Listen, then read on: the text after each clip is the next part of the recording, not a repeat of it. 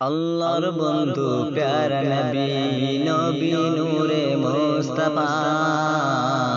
আল্লাহর দোস্ত প্যারা নবী, নূরে মুস্তাফা। সবার সেরা মানব তিনি, নূরে মুস্তাফা, নূরে মুস্তাফা। জিনার তরে আজকে যদি আমার বাংলায় কোন একটা নেতা নেত্রী মন্ত্রী যদি কোন রকম বিপদ হয়ে যায়, তাকে যদি কেউ ঘেরাও করে ফেলে, কেউ যদি মার্ডার করে ফেলে, আরে সারা বাংলা জুড়ে তার প্রতিবাদ চলে। কিন্তু আজকে রসুল হলেন মানব কুলের সেরা মানুষ, এবং যাকে আল্লাহ সৃষ্টি না করলে কুল কায়না তামাম আসমান জমিন আল্লাহ কোনো কিছু সৃষ্টি করতেন না। সেই জানে রহমত মুস্তাফা সাল্লাল্লাহু আলাইহি ওয়াসাল্লামের উপরে এই যে কষ্ট রটনা হচ্ছে, তার জন্য আজকে আমরা ঈমানদার মুসলমান হিসাবে, আমার রাসূলুল্লাহর উম্মত হিসাবে আমরা কে কোটা প্রতিবাদ করেছি, এবং প্রতিবাদের যেখানে ডাক এসেছে আমরা কোটা মানুষ ছুটে গেছি। আসল নেতা ছেড়ে দিয়ে আজকে নকলের পেছনে ছুটছি বলি অশান্তি। আজকের আসল নেতাকে ছেড়ে দিয়ে নকলের পেছনে দৌড়াচ্ছি বলেই আজকে আমাদের উপরে বিভিন্ন মুসিবত, যা মুসিবত দেখছি আগামী দিনে আরো মুসিবত হবে। কারণ হচ্ছে একটাই,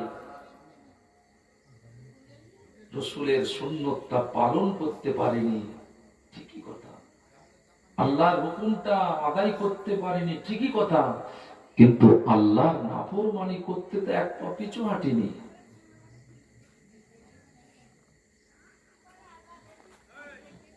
নামাজ পড়া হয়নি, কাজা হয়েছে, আল্লাহর কাছে মাপ চাইলে আমার আল্লাহ মাপ দিতে পারে।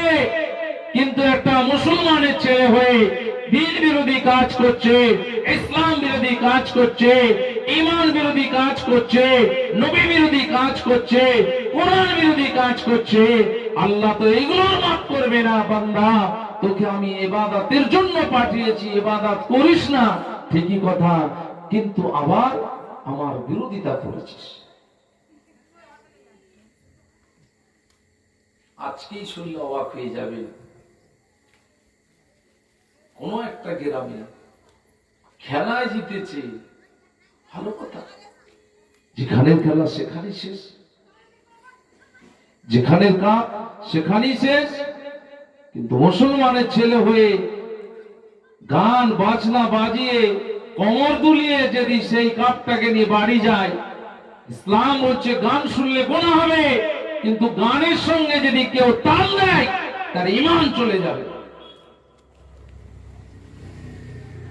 গান শুনলে গুনাহ হবে, কিন্তু ওই গানের সঙ্গে যদি তাল দেয় তাহলে কি হবে? ঈমান চলে যাবে। হারাম জিনিস খাচ্ছে, গুনাহ হচ্ছে, যদি হারাম জিনিসে কেউ বিসমিল্লাহ বলে কি হবে? ঈমান চলে যাবে। কিন্তু হারাম জিনিস খাচ্ছে, গুনাহ হয়েছে, ওটার উপরে যদি তুমি আবার বলো বিসমিল্লাহ বলে খাও, তাহলে কি হবে? ঈমান চলে যাবে। গান শুনছো, গুনাহ হচ্ছে, কিন্তু গানের সঙ্গে তাল দিয়া নায়ক নায়িকেরা, গায়িকারা যেভাবে বলেছে বলছো, আবার তুমি তবলা বাজাচ্ছ, কোমর দুলাচ্ছ, মাথা নাড়ছো, ঘাড় নাড়ছো, পা নাড়ছো, তাহলে ঈমান চলে যাবে। তাহলে আজকে সমাজে আমার ঘরের ছেলেরা এরকম কাজ করছে না করেনি? কবে পরিবর্তন হবে? কবে পরিবর্তন আমরা হব? আরে দেখতে দেখতে দেখতে দেখতে তো পিঠটা আমার দেয়ালে ঠেকে গেছে, আর কতদিন? এখনো যদি না পরিবর্তন হয়, এখনো যদি না আমরা ফিরে আসি, এখনো যদি আমরা সেই মুস্তাফা জানে রহমতের গোলাম যদি না হতে পারি, তাহলে আমাদের জন্য তো বিপদ হয়ে যাচ্ছে। এই কালটাও বরবাদ, আখিরাতটাও বরবাদ। সেই নবীকে চিনুন, নবীকে ভালোবাসুন।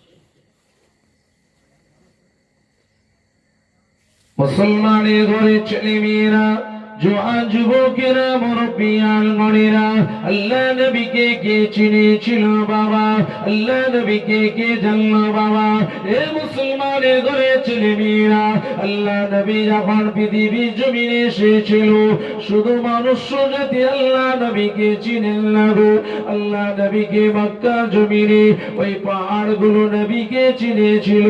আল্লাহ নবীকে মক্কা জমিনে আল্লাহ খানায়ে কাবা ঘরটা চিনেছিল। আল্লাহ নবীকে শুধু পাহাড়গুলো চিনল না, আল্লাহ নবীকে পাহাড়ে হরিণটা চিনেছিল, আল্লাহ নবীকে পাহাড়ে বাঘটা চিনেছিল। এ মুসলমানের ঘরে ছেলে মেয়েরা, জওয়ান যুবকেরা, আল্লাহ নবী পৃথিবীর জমিনে আসার বিনিময়ে আল্লাহ পাক তামাম পৃথিবীটাকে খুশি করিয়ে দিয়েছিলেন।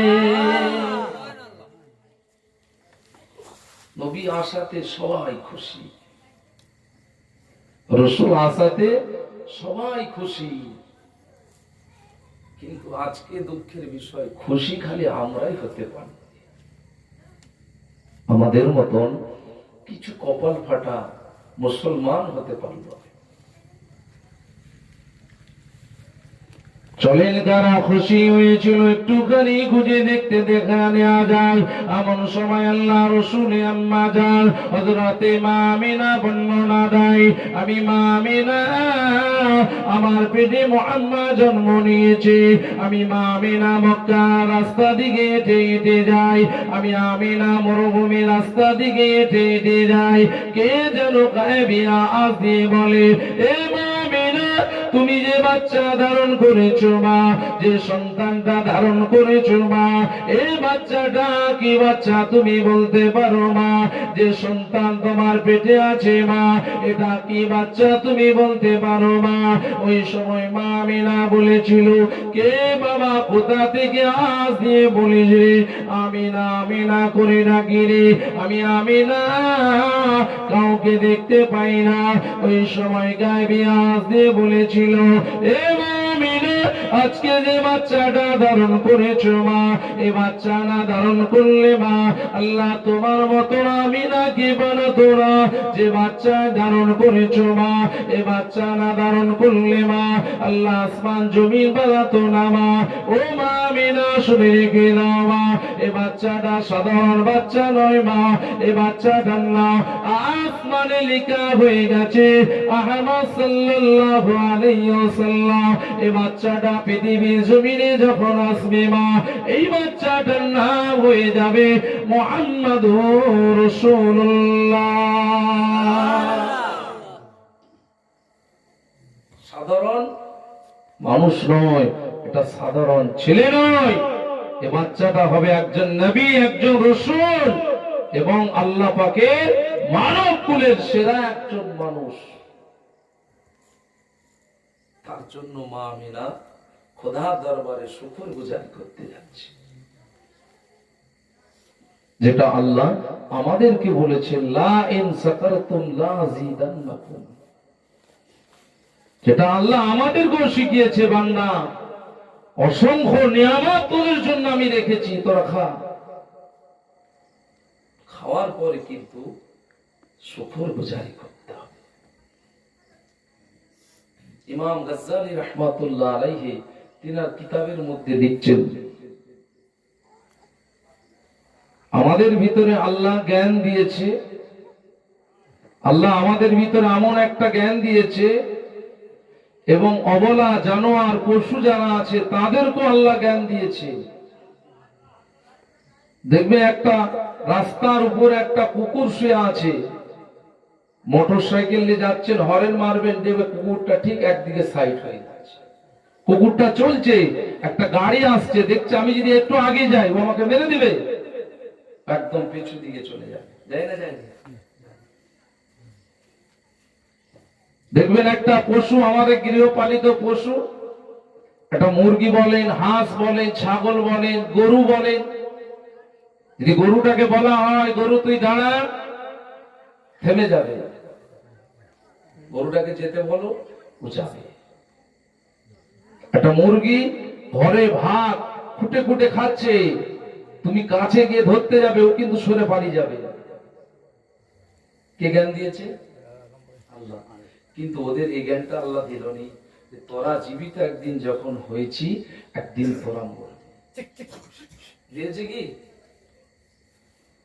মানুষকে আল্লাহ সব জ্ঞান দিয়েছে, কিন্তু তার সাথে সাথে এটা দিয়েছে, বান্দা তোরা যেহেতু দুনিয়ার মুখ দেখেছি, তোদেরকে একদিন কবরের পেটটা দেখতে হবে। কিন্তু ওই পশুগুলোকে আল্লাহ ওই জ্ঞানটা কেন দিল না?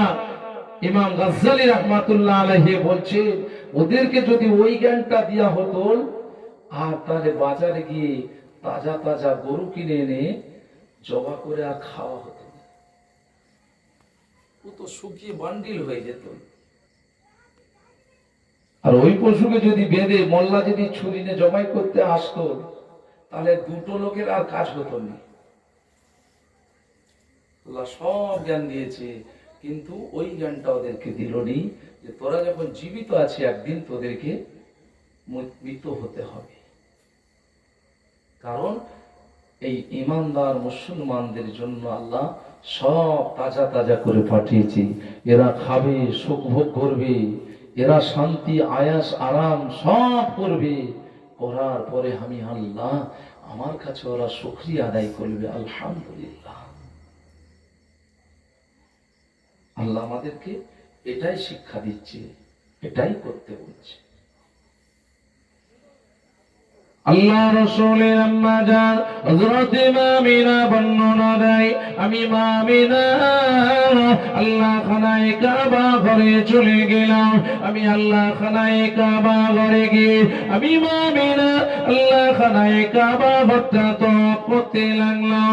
আমি আল্লাহ খানায়ে কাবা ঘরে তওয়াফ করা শুরু করে দিলাম। আমি আমিনা দেখতে লেগেছি কিনা ওই খানায়ে কাবা ঘরে পাশ থেকে দুটো পাহাড় আছে, একটা পাহাড় থেকে হরিণ বার আসে, আর একটা হজার একটা বাঘ বার হয়ে আসে। আমি আমিনা আশ্চর্য হয়ে গেলাম, ওই বাঘ আর হরিণটা কানে কানে কথা বলে। আমি আমিনা আমার দিকে চলে আসে। আমি আমিনা আল্লাহ খানায়ে কাবা ঘরে তওয়াফটা বন্ধ করে দিলাম।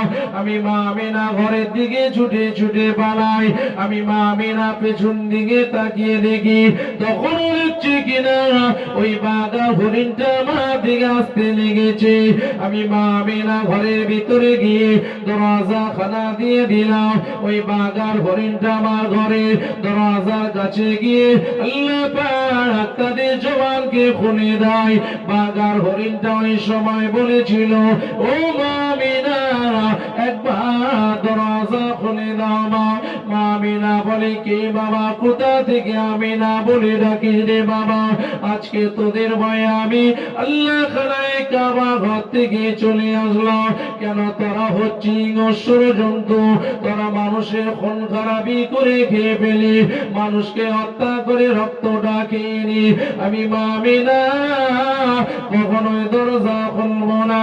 ওই সময় বাঘা ঘড়ি বলেছিল, ও আমিনা শুনে গেলাম, তোমাকে খাওয়া আল্লাহ আমাদের জন্য হারাম করে দিয়েছে।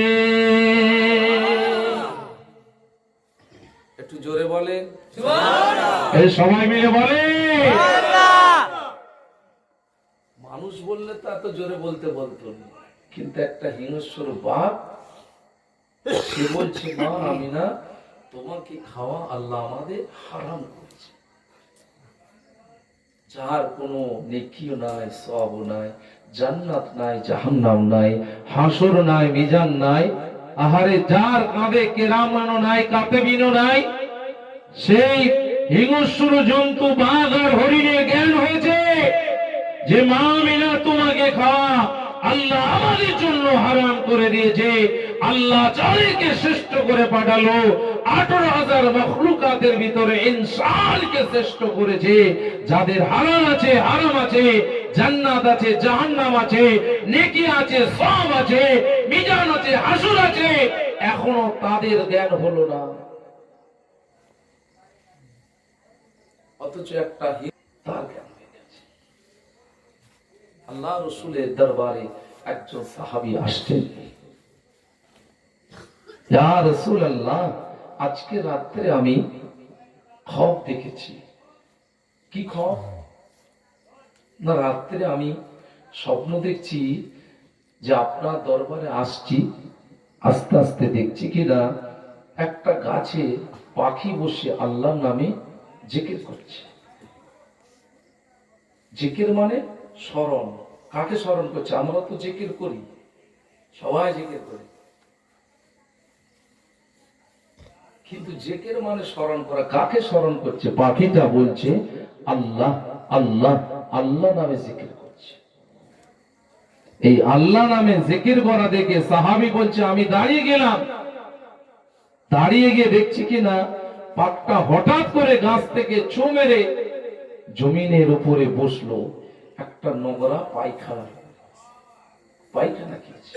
কি আমার মুখটা ভালো করে মুছে নিয়েছে ঘাসের উপরে, মুছে নিয়ে ওই পাখিটা আবার গাছের ডালে বসে গেছে। বসে গিয়ে আবার আল্লাহর নামে জিকির করছে। সাহাবীটা স্বপ্ন দেখছে। স্বপ্ন কয় প্রকার হয়? এই তোমরা স্বপ্ন দেখো তো নাকি? দেখো নি? স্বপ্ন আমার দেখিনি। এমন একটা লোক নাই যে এক রাতে একবার না হলো স্বপ্ন দেখে। স্বপ্ন 3 প্রকার। একলা ভাই তুমি দেখো? হ্যাঁ, স্বপ্ন 3 প্রকার। একটা হলো কাল্পনিক স্বপ্ন, একটা হলো শয়তানি স্বপ্ন, আর একটা হলো সত্য স্বপ্ন, যে স্বপ্নটা তাবির হয়, অর্থাৎ মানে হয়। এখন কেউ 5 টাকার টিকিট কেটেছে চমকায় তলায়, কি 50 টাকা কেটেছে, সে তো ভাববেই আমি 50 টাকা কেটেছি, আল্লাহ যদি একবার 5 লাখ টাকা পেতে চাই। সে যদি ওটাই ভাবে, রাতে মনে হচ্ছে আর কিছু দেখবে, ওইটাই দেখবে তো। সে তো তার জন্যই তো কেটেছে যে 50 টাকা কেটে যদি 5 লাখ টাকা বেঁধে যায়, অমুক দেশের লোকের একটা বেঁধেলো, ওই ধারে একটা লোকের বেঁধেলো, আল্লাহ আমাকে দিবেনি। আবার দেখছি কাটি কাটি বেড়ে ওরে সর্বনাশ, কি হলো রে? আর একটা নাম্বার বলি বাস। তাহলে আর ধান কাটতে হতো রাতে কষ্ট করে, মেশিন কিনে নিতুন। সে ওই স্বপ্ন ছাড়া আর কিছু দেখবে না। এটা হলো খেয়ালি স্বপ্ন। আর একটা স্বপ্ন হচ্ছে শরীর পাক নাই, কাপড় পাক নাই, যে বিছানায় শোবেন সেটাও পাক নাই। কি মনে হচ্ছে ভালো স্বপ্ন হবে কি? ঝাঁটি ফেরকা আলু লাগিয়েছো, ট্রিটমেন্টও করনি, 5 বস্তা করলে পাবে? তো হিসাবের কথা পাবে না। ও স্বপ্নেরও কিছু মানে হবে। আর একটা স্বপ্ন তারাই দেখে শরীর যাদের পবিত্রতা থাকে, যাদের বস্ত্রটা পবিত্র থাকে, শোয়ার বিছানাটা যাদের পাক থাকে, যারা সুন্নতি শোয়ায়, আল্লাহ তাদেরকে খবের মাধ্যম দিয়ে ভালো খব আল্লাহ দেখাতে থাকে। যে স্বপ্নটা তাবির হয়, একটু জোরে বলবেন না সুবহানাল্লাহ। স্বপ্ন 3 প্রকার, সব স্বপ্ন তাবির হবে।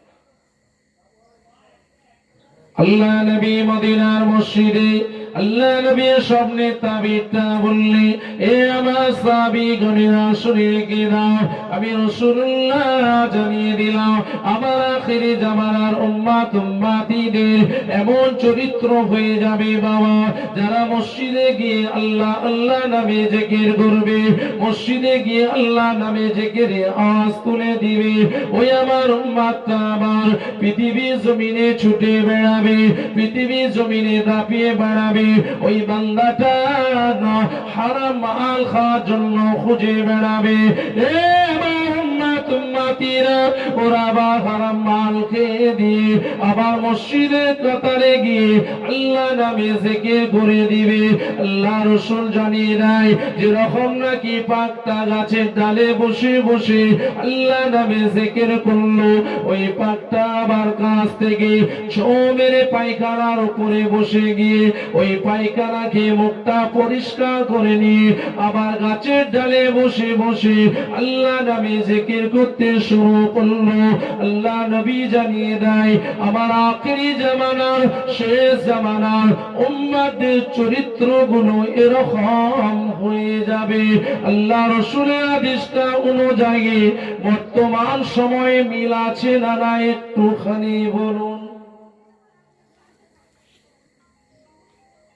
এই বর্তমান সময়ে ওই হাদিসটা অনুযায়ী মিল আছে না নাই? জিকির করছে আবার বেড়েছে, কোথায় টাকা আছে, কোথায় টাকা পাওয়া যায়, হারাম টাকা তালাশ করতে বলছে না। আল্লাহ বলেছে ফান্তাশিরু ফিল আরদি ওয়াবতাগু মিন ফাদলিল্লাহ, ফজরের নামাজ পড়ে বান্দা পৃথিবীর জমিনে ছড়িয়ে পড় হালাল রিজিকের জন্য, তোর হালাল রুজি রোজগার কামাই করার জন্য। তোর ছেলে মেয়ে বিবি বাল বাচ্চা আছে, তোর বৃদ্ধ মা বাবা ভাই বোন আছে, আল্লাহ বলছে তোর হালাল রুজি উপার্জন কর। তোর দেশে যদি না থাকে আরেকটা দেশে চলে যা, আমি আল্লাহ হয়তো সেখানে তোর হালাল রুজি রেখেছি। আল্লাহ এটাও বলেছে ফান্তাশিরু ফিল আরদি ওয়াবতাগু মিন ফাদলিল্লাহ, ফজরের নামাজের পর দুনিয়ার জমিনে হালাল রিজিকের জন্য তালাশ কর। জোরে বলুন না সুবহানাল্লাহ, জোরে বলে। আর এই হাদিসটাতে কি বলছে? মসজিদে যাবে, জিকির করবে, মসজিদ থেকে বেরিয়ে ছুটবে, কোথায় আছে? পাখিটার সঙ্গে মিল হচ্ছে। যে পশুটার হালালও নাই হারামও নাই, সেই পশুটা বলছে মা আমিনা শোনো, তোমাকে খাওয়া আল্লাহ আমাদের জন্য হারাম করে দিয়েছে, মা খুলো। মা আমিনা বলছে তোর প্রতি আমার কি ঈমান আছে, কি বিশ্বাস আছে? একটা মুসলমান ভাই যদি আমাকে মেরে দেয়, এটা আমার ঈমান। মারবে ও যদি মারে খোদা জাহান্নামে যাবে, কিন্তু তুই আমাকে হত্যা করে দিলে তোর জন্য তার জাহান্নাম নাই। তোর প্রতি আমার কি ঈমান, আমি খুলব। ওই সময় বাজার হরিণটা বলেছিল ও মা আমিনা শুনে কি দাও মা, আল্লাহ পাক তোমাকে খাওয়া আল্লাহ আমাদের জন্য হারাম করে দিয়েছে মা। ও মা আমিনা একটুখানি শুনে কি দাও মা, আজকে তুমি যে বাচ্চা ধারণ করেছো মা, ও মা আমিনা এ বাচ্চারা ধারণ করলে মা আল্লাহ তোমার মতো আমিনাকে বানাতো না। আজকে যে বাচ্চাটা ধারণ করেছো মা, এ বাচ্চারা ধারণ করলে মা আল্লাহ আসমান জমি বানাতো না। ও মা আমিনা আজকে যে বাচ্চা ধারণ করেছো মা, এ বাচ্চারা ধারণ করলে মা আল্লাহ পৃথিবীর কোন মখলুকাতকে বানাতো না। ও মা আমিনা একবার দরজা খুলে নাও মা, আমরা পাহাড়ে বাজার পাহাড়ে ঘুরি, দুজনে মিলে ঐক্যবদ্ধ হয়ে আমাদের নবী আখেরি জামানার নবী রাহমাতাল লিল আলামিনকে একবার জান ভরে সালাম দিয়ে যায়। ওই জন্যই মা হারাম, তোমার পেটে যে সন্তান যে বাচ্চা আছে, এটা একটা সাধারণ বাচ্চা নয়, এটা একটা সাধারণ ছেলে নয়, এটা হলো জগৎগুরু মুহাম্মদুর রাসূলুল্লাহ। খুলো মা। তাহলে বাঘ আর হরিণ আমার নবীকে চিনল। আজকে আমরা দুনিয়ার কিছু মানুষ আছে চিনতে পারছি না। নামাজ পড়ে পড়ে যদি আপনার পেটটা পুজো হয়ে যায়, রোজা রেখে রেখে যদি আপনার শরীরটা হাড়ের বান্ডির হয়ে যায়, আল্লাহ রসুলের মহাব্বত প্রেম যদি আপনার আমার অন্তরের ভিতরে যদি না থাকে, এ মুসলমানের ঘরে ছেলেরা শুনে রেখে দাও, এই নামাজটা পড়ে আল্লাহ জাহান্নামায় যেতে হবে, রোজা রেখে আল্লাহ জাহান্নামায় যেতে হবে। নবীকে ভালোবেসে মহাব্বত করে, নবীকে প্যার করে যদি জীবনে একবার আল্লাহকে সিজদা দিয়ে দাও, আল্লাহকে মহাব্বত করে ফেলো, আল্লাহ নামের রুকুটা যদি দিয়ে দাও, ওই নামাজটা তোমার আল্লাহ পাকের দরবারে কবুল হয়ে যাবে। এ মুসলমান নামাজ পড়ার আগে আল্লাহ নবীকে মোহাব্বত করো, নামাজ পড়ার আগে রোজা রাখার আগে আল্লাহ নবীকে প্যার করো, রোজা দেওয়ার আগে আল্লাহ নবীকে ভালোবাসো। কেননা নবীকে চিনার নাম হলো ইসলাম, নবীকে ভালোবাসার নাম হলো আমাদের জন্য ঈমান। নামাজ পড়ছো কিন্তু নবী পাকের প্রেম ভালোবাসা নাই, সে নামাজ পড়ে জাহান্নামে যেতে হবে। রোজা রেখে রেখে শুরু হয়ে গেছে, হাড়ের বান্ডিল হয়ে গেছে, ও রোজা রেখে কিছু কাজ নাই, জাহান্নামে যেতে হবে। কিন্তু নবীকে ভালোবেসে প্রেম করে যদি কোন রাসূলুল্লাহর উম্মতি আল্লাহকে একবার সিজদা দেয়, ওই সিজদাটা আল্লাহ দরবারে কবুল হয়ে যাবে। একবার জোরে বলে মিশরে হাফি রাহমাতুল্লাহ আলাইহির কথা বলবো না। সে কি ছিল? একজন বড় মদখোর ছিল, সব সময় মদের আড্ডায় পড়ে থাকত। সে এমন একটা ভালো কাজ করলো যে কাজের বিনিময়ে আল্লাহ খুশি হয়ে মিশরে হাফিকে শুনিয়ে দেওয়া হলো, হে মিশরে হাফি, তোমাকে আল্লাহ পাক আউলিয়াদের কাতারে দলভুক্ত করেছে। কাকে বলছে? হাসান বাসরীকে। যাও বলে দিয়েছো। তখনও দেখছে কিনা একটা মদের আড্ডা খানায় সেই হাসান বাসরী তার কাছে এই গায়েবী সংবাদটা দেওয়ার পরে সে পরিবর্তন হলো, তওবা তিল্লাহ করলো। আমার নবীর প্রেম ভালোবাসা তার অন্তরের ভিতরে জায়গা পেয়ে গেল। আহারে হাসান বাসরী কোনো একদিন একটা কাজে চলে গেছে, আর মিশরে হাফি রাহমাতুল্লাহ আলাইহি মাগরিবের নামাজ পড়াচ্ছে। কিছুক্ষণ পরেই দেখছে কিনা হাসান বাসরী চলে এসেছে। আমাদের ইমাম সাহেব কাউকে বলে দিয়ে গেছে নামাজ পড়াচ্ছে, আর কোনো সময় হঠাৎ করে ব্যাকে আসতেই পারে, তো পেছনে নামাজ পড়ছে। দেখছে কিনা মিশরে হাফির নামাজের কেরাতটা এলোমেলো হচ্ছে।